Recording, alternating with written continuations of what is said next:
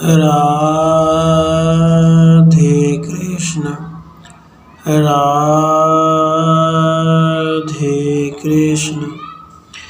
सूंद और उपसूंद द्वारा क्रूरतापूर्ण कर्मों से त्रिलोकी पर विजय प्राप्त करना। नारद जी कहते हैं, युधिष्ठिर, उत्सव समाप्त हो जाने पर तीनों लोगों को अपने अधिकार में करने की इच्छा से आपस में सलाह करके उन दोनों दैत्यों ने सेना को कुछ करने की आज्ञा दी। सुहृदों तथा दैत्य जातीय बूढ़े मंत्रियों की अनुमति लेकर उन्होंने रात के समय मघा नक्षत्र में प्रस्थान करके यात्रा प्रारंभ की। उनके साथ गदा, पटिश, शूल, मुदगर और कवच से सुसज्जित दैत्यों की विशाल सेना जा रही थी। वे दोनों सेना के साथ प्रस्थान कर रहे थे। चारों लोग विजय सूचक मंगल और स्तुति पाठ करते हुए उन दोनों के गुण गाते जाते थे। इस प्रकार उन दोनों दैत्यों ने बड़े आनंद से यात्रा की।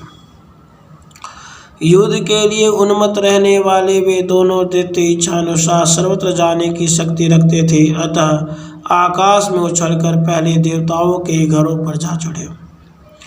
उनका आगमन सुनकर और ब्रह्मा जी से मिले हुए उनके वरदान का विचार करके देवता लोग स्वर्ग छोड़कर ब्रह्मलोक में चले गए। इस प्रकार इंद्रलोक पर विजय पाकर वे तीव्र पराक्रमी दैत्य यक्षों, राक्षसों तथा अन्य आकाशचारी भूतों को मारने और पीड़ा देने लगे। उन दोनों महारथियों ने भूमि के अंदर पाताल में रहने वाले नागों को जीतकर समुद्र के तट पर निवास करने वाली संपूर्ण मलेच्छ जातियों को परास्त किया।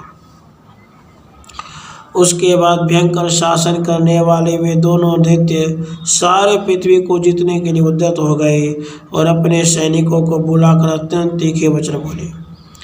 इस पृथ्वी पर बहुत से राजर्षि और ब्राह्मण रहते हैं जो बड़े बड़े यज्ञ करके हव्य कवियों द्वारा देवताओं के तेज, बल और लक्ष्मी की वृद्धि किया करते हैं।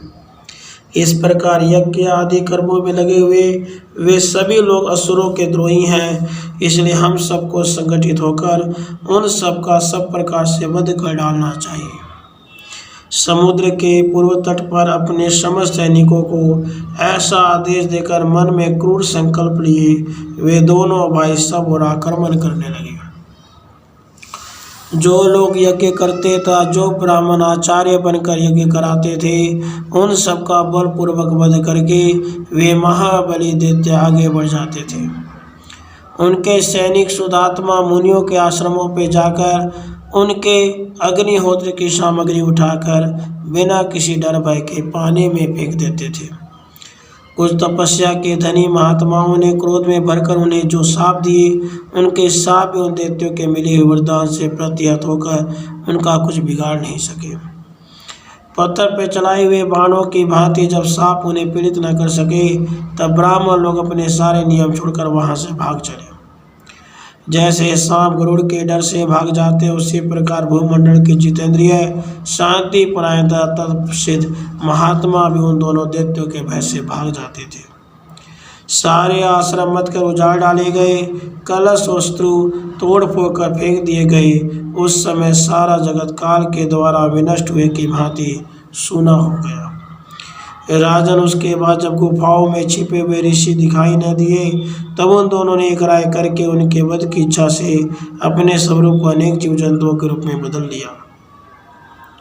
कठिन से कठिन स्थान में छिपे हुए मुनि को भी वे मद बहाने वाले मतवाले हाथी का रूप धारण करके यमलोक पहुंचा देते थे। वे कभी सिंह होते, कभी बाघ बन जाते, कभी अदृश्य हो जाते थे। इस प्रकार वे क्रूर दैत्य विभिन्न उपायों द्वारा ऋषियों को ढूंढ ढूंढ कर मारने लगे। उस समय पृथ्वी पर यज्ञ और स्वाध्याय बंद हो गए, राजर्षि और ब्राह्मण नष्ट हो गए और यात्रा, विवाह आदि उत्सवों तथा यज्ञों की सर्वथा समाप्ति हो गई। सर्वत्र हाहाकार छा रहा था, भय का अर्थ न सुनाई पड़ता था। बाजारों में खरीद बिक्री का नाम नहीं था, देव कार्य बंद हो गए, पुण्य और विवाह आदि कर्म छूट गए थे। कृषि और गोरक्षा का नाम नहीं था, नगर और आश्रम उजड़कर खंडहर हो गए थे।